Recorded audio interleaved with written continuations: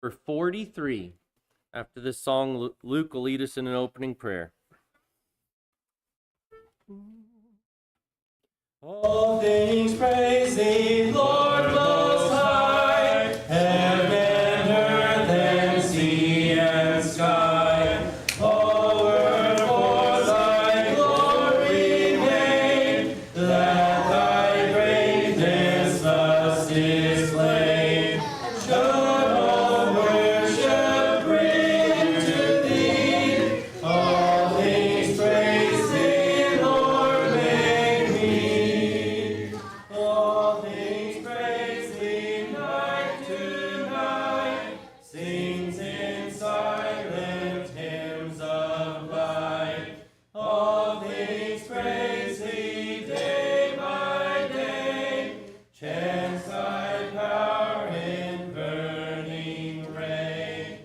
Time and space are praising thee, all things praise thee, Lord, make me. All things praise thee, as thy shrine rings with melody divine. Lowly bending at thy feet, seraph and archangel meet. This their highest place to be, ever praising, Lord, make me.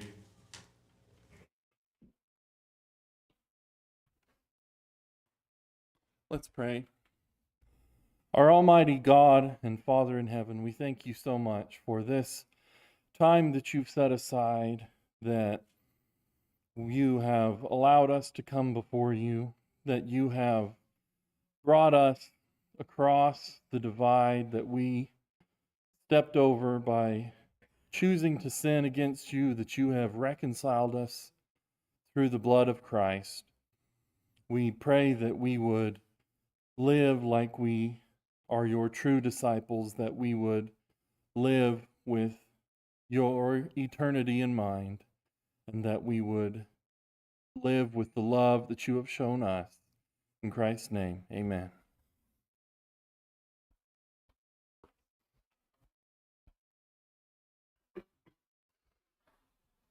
The song before the lesson this evening is 681. 681. More holiness give me.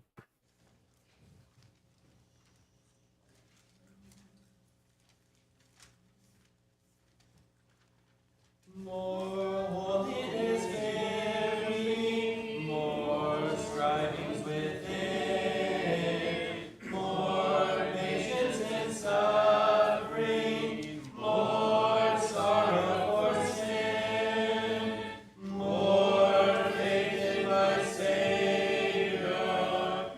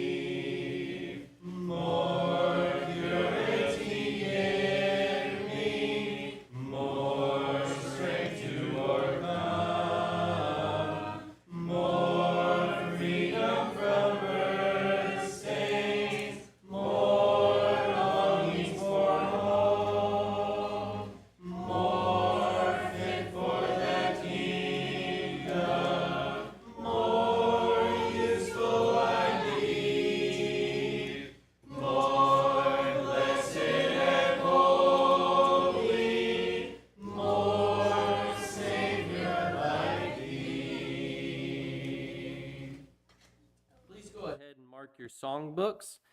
And number 926. 926 will be the song after the lesson.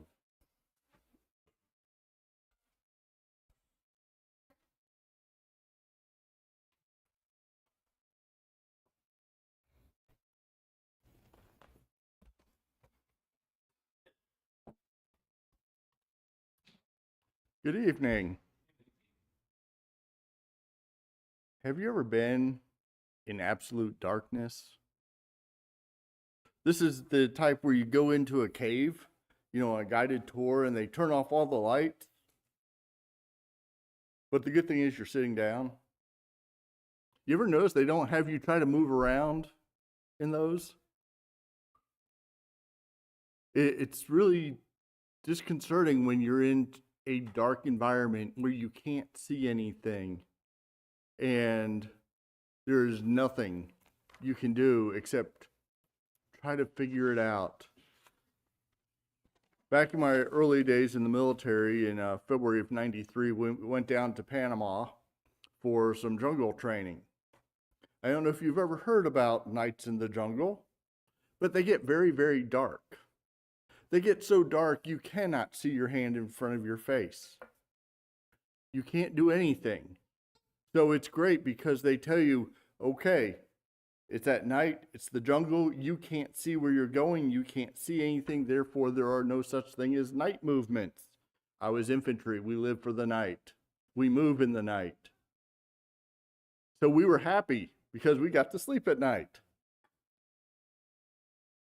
And then we got the call after we had settled down. Get your gear on, we're moving out. And everyone's like, we're doing what? They said, yes, tactical movement. Let me tell you, when you get that word and you get your gear together, because that's what you're trained to do, and all you see is darkness, you're trying to figure it out. You're trying to figure out, what in the world am I doing? I can't see. And what you're looking for as you line up is you're looking for these two little cat eyes that are on the back of the helmet of the person in front of you. And if you stay close enough to them, you can see those. But if you start backing off, they start fading out and you start to lose them. So you have to stay really close to them. But here's the reality. The person in front, they don't have anyone to guide them. They are in absolute darkness. They are trying to figure it out. They cannot see anything. They are basically stumbling around in the dark, trying to move, trying to find some successful way to guide all these people to the place that they're supposed to be. And in normal situation, that's not a bad thing because normally we have other light. We have things that will provide some illumination. But when you're in triple canopy jungle, there is no light filtering down and it is absolute darkness.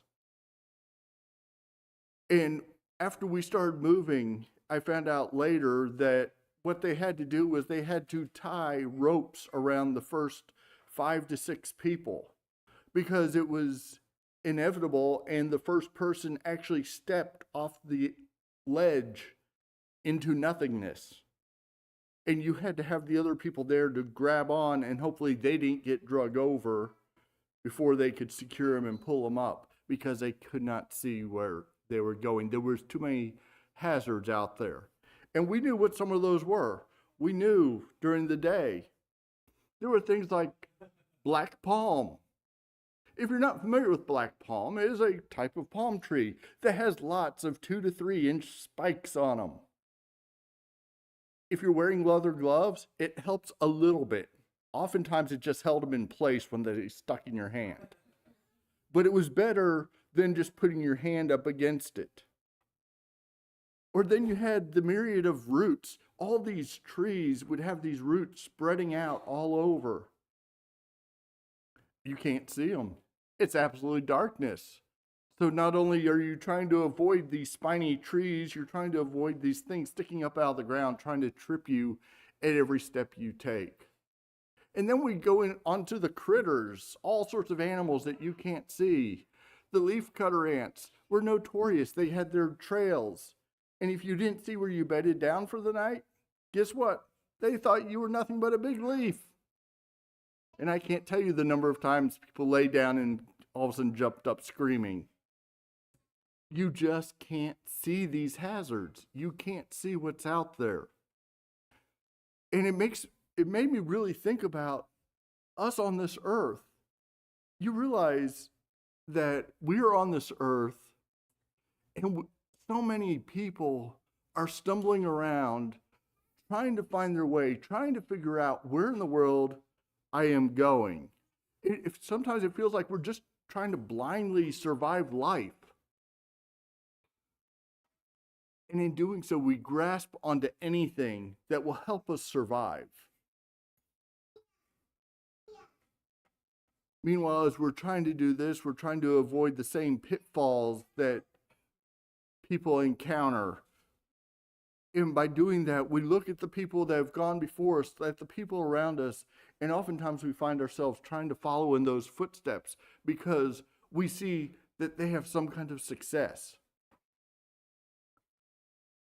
But I think as Christians, it's often important for us to remember that we do have that beacon of hope. We have that light, that lighthouse out there that gives us direction, that gives us something to look forward to, because so many people in this life don't understand that there is life beyond death. I looked it up. There was a recent Pew Research poll that was done, and this was just several years ago, on does heaven exist? And I thought this was really telling because it gives us some insight onto what people think. Of it, 92% of Christians, and this is a very loose term, Christians, believe in heaven. Now, one, I find that kind of troubling. That number should be 100%. But 50% that don't have religious beliefs of any organized religion, at least half of them believe there's something beyond death. There's some kind of afterlife that's more positive. I thought it was interesting that 3% of atheists believe that there's a heaven. Not sure what they exactly take from that, but there's also a significant portion, 17%, almost 1 in 6 Americans do not believe in any kind of afterlife. And it makes you wonder, as people are wandering this earth, they're trying to live this life, what are they trying to accomplish? What are they trying to do? And I realized as I thought about this more, is so many people, they can't comprehend anything beyond life. So success in life is only what they can see until they get to the grave. But yet we're driven by something much greater. You know, I realized as I was going into this that God really never intended for darkness to rule. And I think that's established as we look at Genesis, right in the very beginning in the creation, on day 1. And God said, "Let there be light," and there was light. God saw that the light was good, and he separated the light from the darkness, which is great. We have this definitive light and darkness. But then he goes on day 4, he said, God made 2 great lights, the greater light to govern the day and the lesser light to govern the night. He also made the stars. So he looked at that darkness and said, it needs light. We need some kind of light. And he creates light for us. And I think we start seeing this as he provides this light as a form of direction. As we look in Exodus, as the people are leaving Egypt after they escaped, what do they have? By day, the Lord went ahead of them in a pillar of cloud to guide them on their way. And by night, a pillar of fire to give them light, so that they could travel by day or night. Neither the pillar of cloud by day nor the pillar of fire by night left its place in front of the people. I think it is so important for us to remember that God does provide this guidance. He provides a beacon. He provides something for us to hold on to draw ourselves closer to. And we see this as, if you do a search, which I did before I left, there were over 30 verses in the New Testament that talk about the light. And this is so prevalent, and you see it in Jesus as he's talking, particularly in the Sermon on the Mount. He talks a lot about light. John, any of his books that you read, he's always talking about light and the importance of the light. And Paul, he speaks quite a bit about light. But you realize that he had a personal experience with light because he thought he was doing what was right. He had this plan, he had this goal in mind. And this is what I need to be doing to be right with God. But he didn't realize that what he thought, what he believed, was not actually what was needed. And so God comes to him in a bright, blinding light that literally blinds him and says, no, you're going in the wrong direction. This is where you are. This is where you need to be. And he provides that guidance for him. And as we see that Paul was called, his course was corrected to be more in tune with the light, to actually be productive for God. And yet, here we are, thousands of years later, we are still called to God. We are still following this light. We are called to be the light of the world. But Jesus starts it in John 14. Thomas said to him, Lord, we do not know where you are going. How can we know the way? And Jesus said to him, I am the way, the life, and the truth. No one comes to the Father except through me. If you had known me, you would have known my Father also. From now on, you do know him, and you have seen him. He is saying, okay, the Israelites may have had this pillar of fire before them, but I am your beacon. I am your pillar of fire. I am the way to the Father. And through that, he then says in the Sermon on the Mount, Jesus says, you are the light of the world. Calling for us to be that light, that beacon that he will no longer cease to be in the future. Neither do people light a lamp and put it under a bowl. Instead, they put it on a stand, and it gives light to everybody in the house. In the same way, let your light shine before men in such a way that they may see your good works and glorify your Father who is in heaven. And I think that is a great calling for us, that not only are we to follow the example that Christ gives us, but we are to be the light that he wants us to be that light that he was for us. We are to be that same light for others. But I think it's also important to note that while he said this, he also said that the gate is narrow. Meaning that just because we are the light and we want to be that light and we shine God through our lives, it doesn't necessarily mean that everyone's going to come running to us. We've all seen probably the movie where the Bug's Life, where they can't stop from getting to the light and get zapped. You know, it's like the light, I can't help it. That's what we want. We want people to say, I can't help it. But we don't want them to get zapped, obviously. But we want people to be able to see that example, to see what we're providing, and to provide that hope to them that they're not stumbling around trying to figure out their way through this earth. What we're trying to do is show them that there is something greater that is even beyond what our life here is on this earth. In Ephesians, he writes, let no one deceive you with empty words. Because of these things, the wrath of God comes upon the sons of disobedience. Therefore, do not become partners with them. For at one time you were darkness, but now you are light in the Lord. Walk as children of light. For the fruit of light is found in all that is good and right and true, and try to discern what is pleasing to the Lord. He's saying he recognizes that we are surrounded by people that maybe don't have the same thoughts, that don't have those same beliefs. And even though we may try our best to, the important thing is that we shine, but we don't become corrupted in our own self. And I could easily say, I think it would be fair enough to follow this up with Galatians 5:22 and 23, the fruits of the Spirit. I think it would be a perfect fitting as we look at what does it take to be that example that we need to be for others.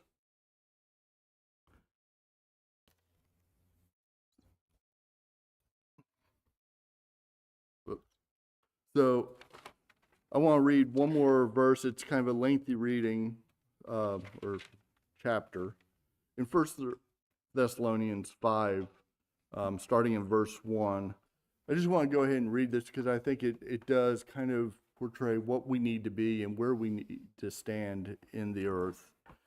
Now, concerning the times and seasons, brothers, you have no need to have anything written to you, for you yourselves are fully aware that the day of the Lord will come like a thief in the night. While people are saying, there is peace and security, then sudden destruction will come upon them as labor pains come upon a pregnant woman, and they will not escape. But you are not in darkness, brothers, for that day of surprise to you like a thief. For you are all children of light, children of the day. We are not of the night of the darkness. So then let us not sleep as others do, but let us keep awake and be sober. For those who sleep, sleep at night, and those who get drunk at night. But since we belong to the day, let us be sober, having put on the breastplate of faith and love, and for a helmet, the hope of salvation.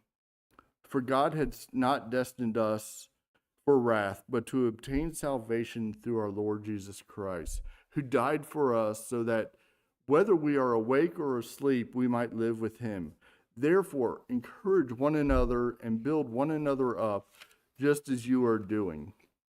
We ask you, brothers, to respect those who labor among you and over in the Lord and admonish you, and to esteem them very highly in love because of their work. Be at peace among yourselves. And we urge you, brothers, admonish the idle, encourage the faint-hearted, and help the weak. Be patient with them all. See that no one repays anyone evil for evil, but always seek to do good to one another and to everyone. Rejoice always. Pray without ceasing. Give thanks in all circumstances, for this is the will of God in everything. Hold fast to what is good and abstain every form of evil. I think this is just such good guidance for us as we live our lives. We're not to think about ourselves. We're not to worry about ourselves. That's something God will take care of. As we live our lives, we want to be that example, to live, to be that shining light for God. And just to kind of wrap this up, I think it's true that if we don't have the light, we are doomed. In the same way that we stumbled around the jungle before they actually let us turn on our flashlights, which they did, because we would not have survived trying to move in the darkness. If we didn't have this light, we are doomed from the outset. But Jesus has shown us the way. He has provided that example for us. He has provided that ultimate example of what it means to be God's child. And it gives us hope. It gives us something to live for. We can never live up to the same standard, but it gives us something to look for. When a lighthouse is there on the edge of the cliff, the boats will get to it. They may not always have the straightest course, but they know it marks where they need to be, and they can navigate to that point. It doesn't mean they have to be perfect. It just means they have to head in that general direction. Anywhere else could be death or destruction for them. And in that place, as Jesus moved on and is in heaven, we understand that our role is to be that light of the world, to take that place, to be that example for each other. But we also have to understand, in being that example, that there are people that would rather be in the darkness, and we can't help that. It's not what we want. But we have to understand it's our role as God's chosen people to be that light of the world. If there's anything we can do for you, I just ask that you come forward as we stand and sing our song of invitation.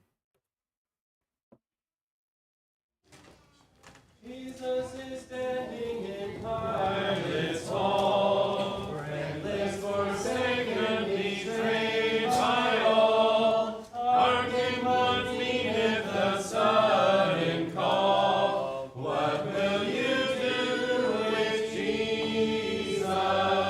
What will you do with Jesus, my friend?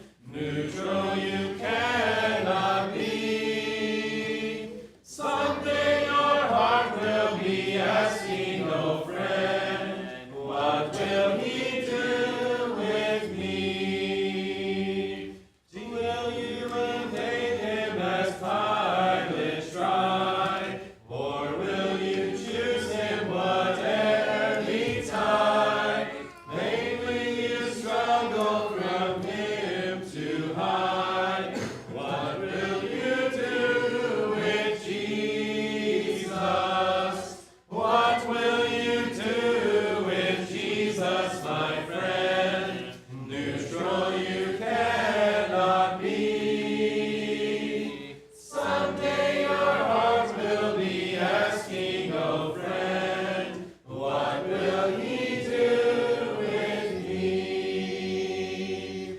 Jesus, I give thee my heart today. Jesus, I'll follow thee all the way. Gladly obeying thee will I say. This will I do with Jesus. What will you do with Jesus, my friend? Neutral you cannot be. Someday your heart will be asking, oh friend, what will he do with me? Please be seated. Excuse me. For the Lord's Supper is offered, I'll sing number 324. 324. We'll sing all 4 verses and then the refrain at the last.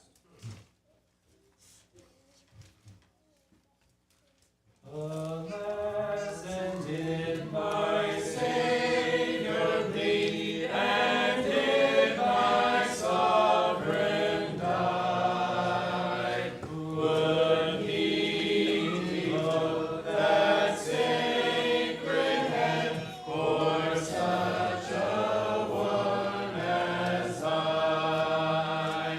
What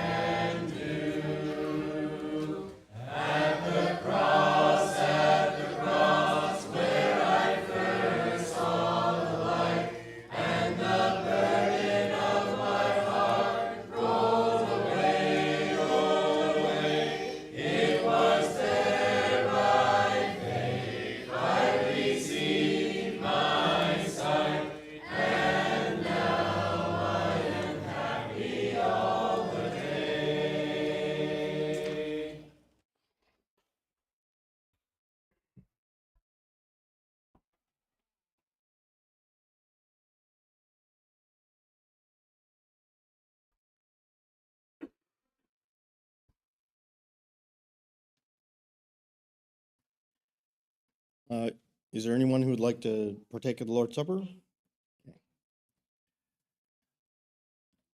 Almighty God, our Heavenly Father, we thank you for this day which you blessed us with. We thank you for the sacrifice of your Son, his willingness to be made lower than the angels and come to earth and to live as a man, to suffer and be tempted in every way that we are, so he might be a high priest that understands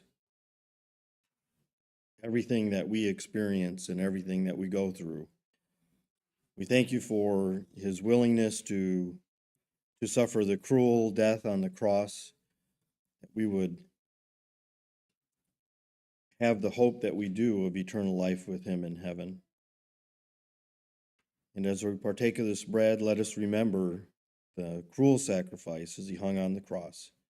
And it's in your Son's name we pray. Amen.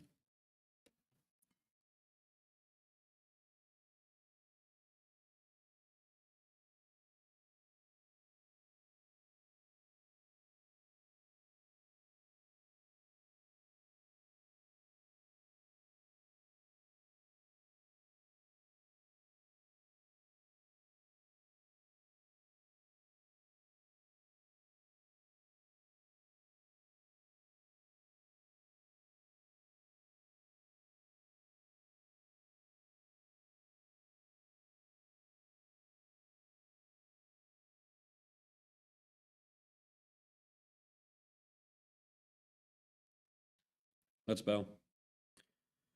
Almighty God, our Heavenly Father, again we approach your throne in thankfulness for the sacrifice of your Son and what that means in our lives. Please help us to never forget that sacrifice and to always follow in your Son's footsteps as we go through spreading the light, and help us to take this fruit of the vine in a way that you call us to do. In Jesus' name, amen.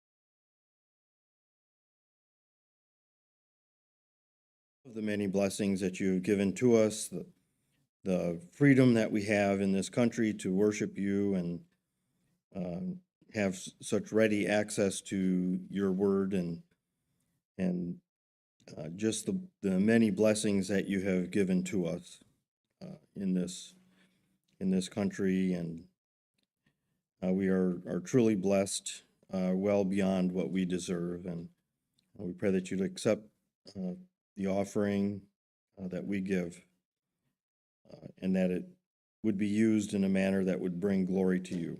And it's in your Son's name that we pray. Amen.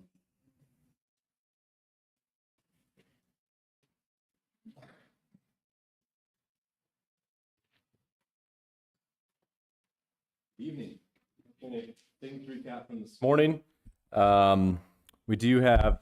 We had Kat asking for prayers for a couple of her coworkers that are seeking to learn more or open to learn more. And so we'll keep those coworkers in the prayers. I did get a card from Pete saying that James's mom is doing better. And so she was using an email earlier this week that mentioned that she was in the hospital for sepsis. So it's good to see the progress there. A couple things to highlight as we head into this week here. We have Jean and Jody's wedding anniversary coming up on May 24th. That will be at 6 p.m. downstairs. Jeanette did put some cardstock in the back so you can write a greeting, a well wish for them and some thoughts there. And so you can hand those in to Jeanette or bring them to the evening there. A couple other things to keep in mind. Also on Saturdays, the men breakfast at 9 a.m. Downstairs. Pete Mondelli is the point of contact for that. There's a link to sign up. We have the Memorial Day picnic on the Monday after that at noon at the Strowers house. Sisters Sharpening Sisters on the Tuesday following that. And then in 2 weeks out, we have the retirement celebration for Caleb. Please let Amy know if you're going to that. Please grab a bulletin. There's a bunch of other stuff going on. We have the Manna Mondays weekly, and that'll be tomorrow at noon here at the church building, as well as we have a bunch of prayer requests to keep in mind as well. Invite you back for, we have midweek services at 6:30 Wednesday.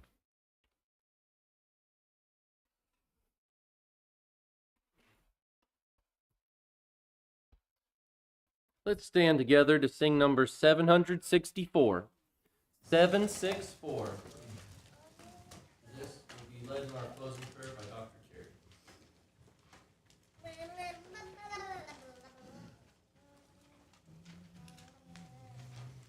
We'll sing the 2 verses and the refrain at the last. Teach me, Lord, to wait down on my knees till Lord on good time you answer my pleas.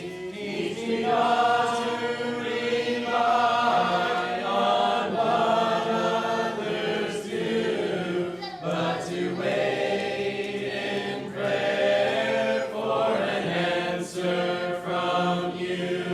Teach me, Lord, to wait while hearts are aflame. Let me humble my pride and call on your name. Keep my faith renewed, my eyes on thee. Let me be on this earth what you want me to be.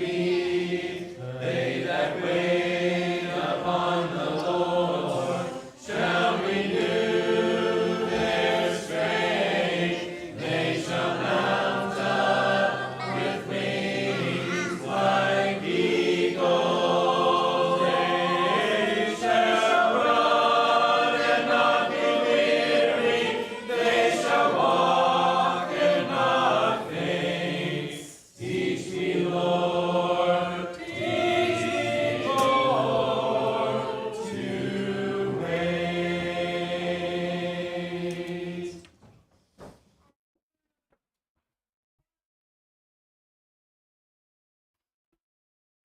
Let us close in prayer. Dear Heavenly Father, we are humbled by the beauty of the world that you have given us to live in and the blessings of being able to gather together in your name today. Lord, we recognize that all we have comes from you, and we give thanks for that, and particularly through the grace through Christ that you have given us. Lord, as we leave this service, may we carry the inspiration to spread the word that you have provided for us, to give the light to all those who are looking. Lord, we ask that you watch over those that are spiritual or medically sick, and help them heal, and as well those who are traveling, keep them safe in their travels. We give thanks to you, Lord, for all things. In Christ we pray. Amen.